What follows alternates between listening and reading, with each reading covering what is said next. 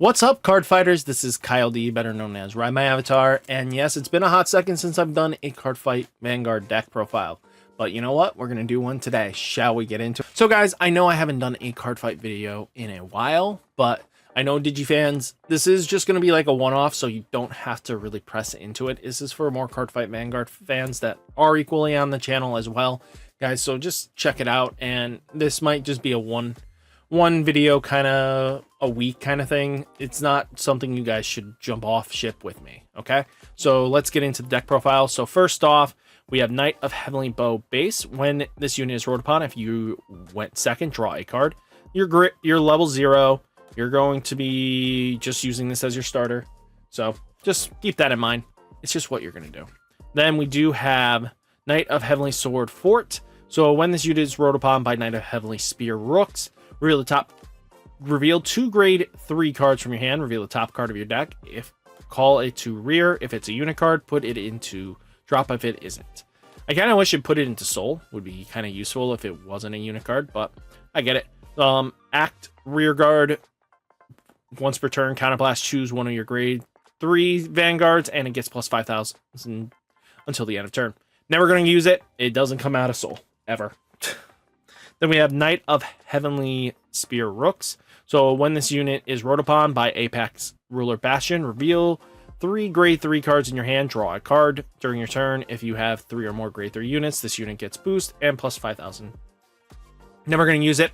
The fact that Forte will get you a trigger more often than not is what's sad. But then we do have 4 of the big boy himself, the new Sword of the Nation Bastion Accord. So this unit is also treated as Apex Ruler Bastion, so it fits all effects that you might need. And then all your grade 3 or greater front row rear guards cannot be chosen by your opponent's card effects. It gets plus 5,000 and gets plus 5,000 attack. Active on your opponent's turn as well. Auto. At the end of the battle, this unit attack, choose one of your grade 3 or less rear guards, stand it, and if your opponent's vanguard is grade 3 or greater, it gets this effect. So auto, once per turn, when this unit attacks, counterblast, discard a card with Bastion in its name from hand, and until the end of battle, this unit performs a drive check until the end of turn. So basically, you get some multi-attacking. This was part of your ride deck, 1 copy, and then 3 in the main deck. So just keep that when you're thinking about deck building. Then we do have the new grade 3 that was introduced in this set. So hand, when a grade 3 would be revealed in your hand, this counts as 2 for an ability cost. And if you have a Vanguard with Bastion in name, this unit gets plus 10,000 and plus 10,000 shield. So it's not bad, especially if you can get some that are kind of sticky in the front row. Then you can just keep slamming down and just be able to guard with them pretty nicely. And then we have Heaven Wings, 4 of them to be exact. Wings of Purity, Honetaria, just Purity here.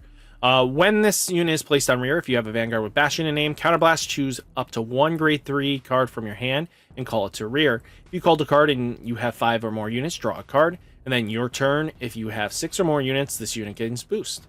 So technically, we would probably not be playing this card if we had the Owl, but we're kind of just playing this just because the Owl doesn't exist yet for us. Then we do have Alden. Alden had a full playset because why not? Alden's pretty good.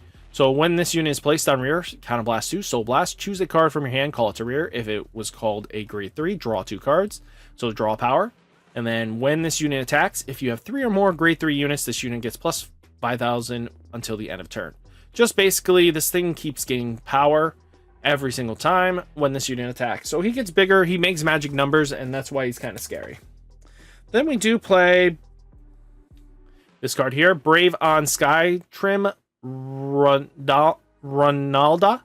So if you have a Vanguard with Bastion in its name, put this unit into soul, choose one of your Vanguards, gets all your grade 3 units, gets boost until the end of turn, and then soul, put this unit in drop, choose one of your grade 3 rear guards, it gets boost until the end of turn. She's not a bad card, she's kind of beefy in stats for 1,300. Then we do play something a little decent here. So we play 2 of this big boy here. Divine Knight of deeply laid stratagems, Sigius. So if your opponent's drive check or damage check reveals a trigger this turn, this unit gets plus 10,000, plus 10,000 shield. So it's not a bad defensive card to be able to put down, but remember, this is only, doesn't matter how many drive checks they do, it's only 1 plus 10,000 and 1 plus 10,000 shield. And then when this unit attacks, look at the top card of your deck, you put it on the top of your deck or into soul, counterblast, perform all the following. Choose one of your opponent's 14,000 or greater vanguards and increase this unit's attack by that unit's attack until the end of that battle. Remove a over trigger from your drop. Choose one of your other front row rear units. It gets plus 15 until the end of turn. Not a bad trade-off. I like it. It's just gives more magic numbers. I think it's pretty useful. And then the grade 4 of the deck, we are playing 4 of Apex Surpassing Sword Bastion Prime. So during your turn, all your front row get plus 2,000. And then at the end of the battle, you drive check reveals a grade 3 or greater. Put a card with Bastion in his name from hand or soul into the drop. Stand all grade 3 rear guards, and then this unit gets plus 10,000 until the end. Those units get plus 10,000 until the end of the turn. So it makes big magic columns that makes it really scary for your opponent to deal with. Then we do have Form O Chosen Knights. This is a really powerful order. So play this card. It's like a spell card in Yu-Gi-Oh! For anybody that's just tuning in for this. It can only be played at your grade 3 turn. But Counterblast, Soul Blast, perform all the effects according to the number of grade 3 units. 2 or more, choose one of your units. It gets plus 5,000 until the end of turn. 3 or more, draw a card. 4 or more, choose one of your vanguards. It gets a dry plus 1 until the end of turn. Not a bad card. I think 2 of it's just fantastically what you want. Then we do have Forbiddox Surrogate. So this card is what is called a Regalious piece. So you can only have one Regalious piece in your deck and use it a total of 1 time in a fight. So you can't cycle this back. So search your deck or drop for up to 2 grade 3s or a grade 4 units with different card names and reveal them. Call or revealed grade 3s to rear. Put all revealed grade 4s into hand. If you searched your deck, shuffle it. So this basically gets you prime if you need it. I'm on the fence of it. I'm kind of leaning towards possibly more defensive because we don't have the owl. I think just having possibly Evergreen Transfer might be a little bit better because of the fact of play this card, Soul Blast 2. Choose one of your units. It gets plus 25 until the end of battle. Choose one of your vanguards. It gets all your opponents 1 million units get -1 crit until the end of turn. So just in case the overtrigger ever got shown off, you don't have to worry about lethal. It's like another little PG that is a decent blitz order. We are playing 4 PGs. This is the Dragon, Aegis Mare Dragon. So when this unit is placed on rear, Guardian Circle, choose one of your units. It cannot be hit until the end of battle. And if you have 2 or more cards, choose a card from your hand, discard it. So if you have less than 2, you have 2 or 1 cards, you have that 1 card in hand after playing this, you get to PG for free. And that's quite useful in this game because sometimes you burn your hand very quickly. Then we are playing none other than 4 heal triggers. Just the regular base heal triggers, no effect heal triggers, because 15 is really what you need. Going less, I feel like you're going to be struggling. Then we are playing 4 regular crits and another 4 regular crits. So 8 crit is definitely what you want. This deck definitely implies it very well. You could definitely go like maybe double front and double draw or something along those matters, but I think just having crit pressure is just really nasty, and we have a bunch of drive checks with our deck.